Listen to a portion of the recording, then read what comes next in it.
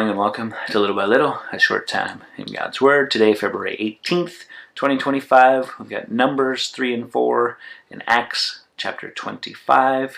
We're going to go over to the book of Acts and read about how Paul starts a journey that was promised. He just didn't know how he was going to get there. And so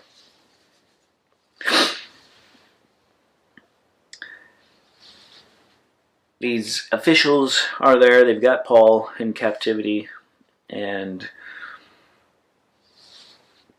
Paul argued, verse 8, "Neither against the law of the Jews or the temple or against Caesar have I committed any offense." But Festus, wishing to do the Jews a favor, said to Paul, "Do you wish to go to Jerusalem and there be tried on these charges?"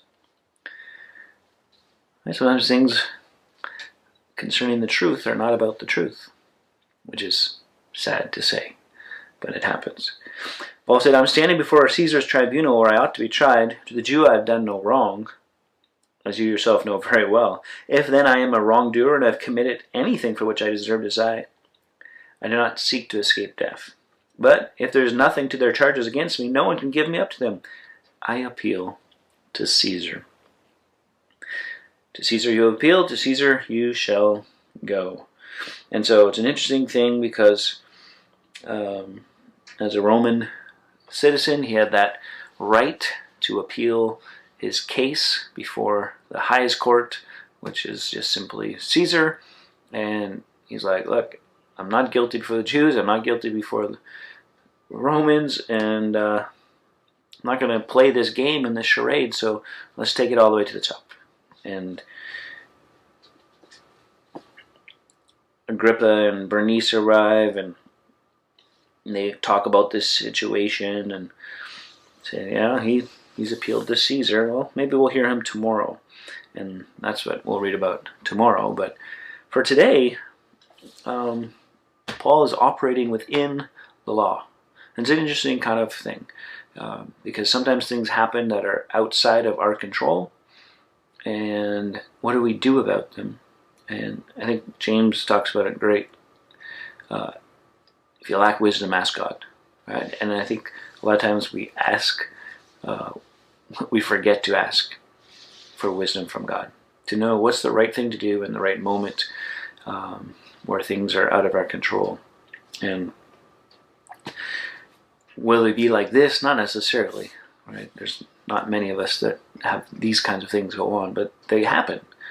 And how do we react? And that's really, how do we act and live in this world that's not perfect, that's not following Jesus, as believers? Right? When things don't go our way, we still have to be Christ-like. We still have to trust Him, and it doesn't mean everyone's playing by the same rules. Paul has some advantages to be able to do these things, and yet we know that throughout history that's not always been the case. Sometimes it's the authorities that are causing the problem and killing Christians, or causing people to lose jobs, or all kinds of different things. And so as we read through the book of Acts, it's not a how-to, like if you got problems, just appeal to, for us to be the Supreme Court. Well, there's a bunch of steps involved before you get there, so you can't just directly do that. But sometimes God puts it in your path to fight.